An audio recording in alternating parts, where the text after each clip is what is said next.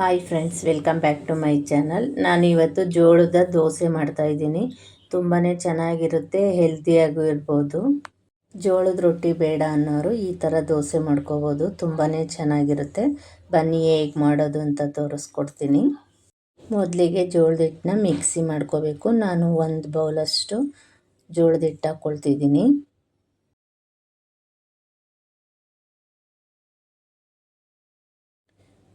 ಒಂದು 1/4 ಬಟ್ಲಷ್ಟು ಚಿರೋಟಿ ರವೆ ಹಾಕ್ಕೊಳ್ತೀನಿ.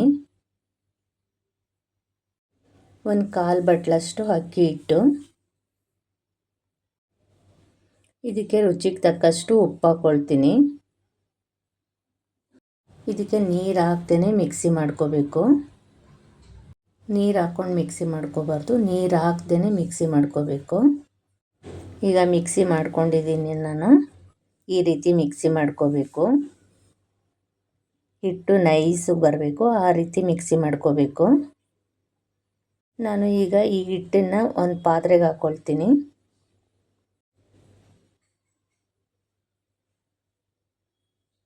ನಾನೀಗ ಪಾತ್ರೆಗೆ ಹಾಕ್ಕೊಂಡು ನೀರು ಹಾಕ್ಕೊಂಡು ಚೆನ್ನಾಗಿ ಮಿಕ್ಸ್ ಮಾಡ್ಕೋಬೇಕು.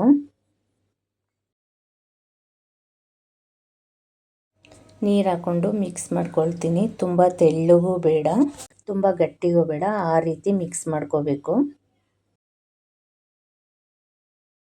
ಇದನ್ನೆಲ್ಲ ಮಿಕ್ಸ್ ಮಾಡಿಕೊಂಡು ಒಂದು 10 ನಿಮಿಷ ಇದು ನೆನೆಯಕ್ಕೆ ಬಿಡಬೇಕು.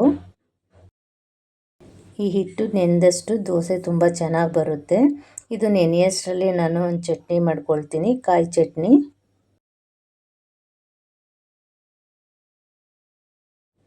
ನಾನು ಮಿಕ್ಸಿ ಜಾರ್ಗೆ ತೆಂಗಿನಕಾಯಿ ಹಾಕ್ಕೊಂಡಿದ್ದೀನಿ, 2 ಹಸಿಮೆಣಸಿನ್ಕಾಯಿ, ಸ್ವಲ್ಪ ಬೆಳ್ಳುಳ್ಳಿ, ಕೊತ್ತಂಬರಿ ಸೊಪ್ಪು, ಸ್ವಲ್ಪ ಹುಣಸೆಹಣ್ಣು, ರುಚಿಗೆ ತಕ್ಕಷ್ಟು ಉಪ್ಪು ಹಾಕ್ಕೊಂಡು ಇದನ್ನು ಮಿಕ್ಸಿ ಮಾಡ್ಕೊಳ್ತೀನಿ. ಈಗ ನಾನು ಮಿಕ್ಸಿ ಮಾಡ್ಕೊಂಡಿದ್ದೀನಿ. ಈ ಕಾಯಿ ಚಟ್ನಿಗೆ ಒಗ್ಗರಣೆ ಹಾಕಿದರೆ ಚೆನ್ನಾಗಿರುತ್ತೆ. ನಾನು ಇದನ್ನು ಒಂದು ಬೌಲ್ಗೆ ಹಾಕ್ಕೊಂಡು ನಾನೀಗ ಒಗ್ಗರಣೆ ಹಾಕ್ಕೊಳ್ತೀನಿ. 1 ಸ್ಪೂನಷ್ಟು ಎಣ್ಣೆ ಹಾಕ್ಕೊಂಡು ಸಾಸಿವೆ ಜೀರಿಗೆ ಹಾಕ್ಕೊಳ್ತೀನಿ. ಒಣಮೆಣಸಿನ್ಕಾಯಿ ಹಾಕ್ಕೊಳ್ತೀನಿ. ಈಗ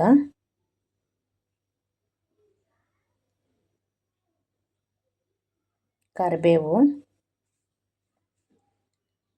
ಇದನ್ನೆಲ್ಲ ಫ್ರೈ ಮಾಡಿಕೊಂಡು ಆ ಚಟ್ನಿಗೆ ಹಾಕ್ಕೋಬೇಕು. ಈ ಚಟ್ನಿಗೆ ಒಗ್ಗರಣೆ ಹಾಕ್ಕೊಂಡು ಮಿಕ್ಸ್ ಮಾಡ್ಕೊಳ್ತೀನಿ. ಈಗ ಕಾಯಿ ಚಟ್ನಿ ರೆಡಿಯಾಗಿದೆ. ಒಗ್ಗರಣೆ ಎಲ್ಲ ಮಿಕ್ಸ್ ಮಾಡ್ಕೊಳ್ಳೋಣ. ಈಗ ಚಟ್ನಿನ ಸೈಡ್ಗಿಟ್ಟು ಹಿಟ್ಟು ನೆಂದಿದೆಯಾ ಅಂತ ನೋಡೋಣ. ಈಗ ನೋಡಿ, ದೋಸೆ ಹಿಟ್ಟು ತುಂಬ ಚೆನ್ನಾಗಿ ನೆಂದಿದೆ. ಈ ರೀತಿ 10 ನಿಮಿಷ ನೆನೆ ಇಟ್ಟರೆ ಹಿಟ್ಟು ತುಂಬ ಚೆನ್ನಾಗಿ ಬರುತ್ತೆ ದೋಸೆ. ನಾನೀಗ ದೋಸೆ ಹೆಂಚಿಟ್ಕೊಂಡು ಈರುಳ್ಳಿಲಿ ಎಲ್ಲ ಚೆನ್ನಾಗಿ ಉಜ್ಕೋಬೇಕು. ಯಾಕೆಂದರೆ ಉಜ್ಜಿದಷ್ಟು ದೋಸೆ ಚೆನ್ನಾಗಿ ಬರುತ್ತೆ, ಗಮ್ಮಂತ ಇರುತ್ತೆ ದೋಸೆ. ಈಗ ನಾನು ಹಿಟ್ಟು ಹಾಕ್ಕೊಂಡು ದೋಸೆ ಹಾಕ್ಕೊಳ್ತಿದ್ದೀನಿ. ನಾವು ಜೋಳದ ಹಿಟ್ಟಿಗೆ ಚಿರೋಟಿ ರವೆ ಹಾಕಿರೋದ್ರಿಂದ ದೋಸೆ ಸ್ವಲ್ಪನೂ ಕಿತ್ತೋಗಲ್ಲ. ಇದಕ್ಕೆ ನಾನು ಸ್ವಲ್ಪ ಎಣ್ಣೆ ಹಾಕ್ಕೊಳ್ತೀನಿ ಮೇಲೆ. ಈ ರೀತಿ ಜೋಳದ ದೋಸೆ ಮಾಡಿಕೊಂಡ್ರೆ ತುಂಬಾ ಚೆನ್ನಾಗಿರುತ್ತೆ. ತೆಂಗಿನಕಾಯಿ ಚಟ್ನಿಗಂತೂ ಸೂಪರಾಗಿರುತ್ತೆ. ಈ ದೋಸೆ ರೆಸಿಪಿ ಇಷ್ಟ ಆದರೆ ಒಂದ್ಸರಿ ಟ್ರೈ ಮಾಡಿ, ತುಂಬ ಚೆನ್ನಾಗಿರುತ್ತೆ.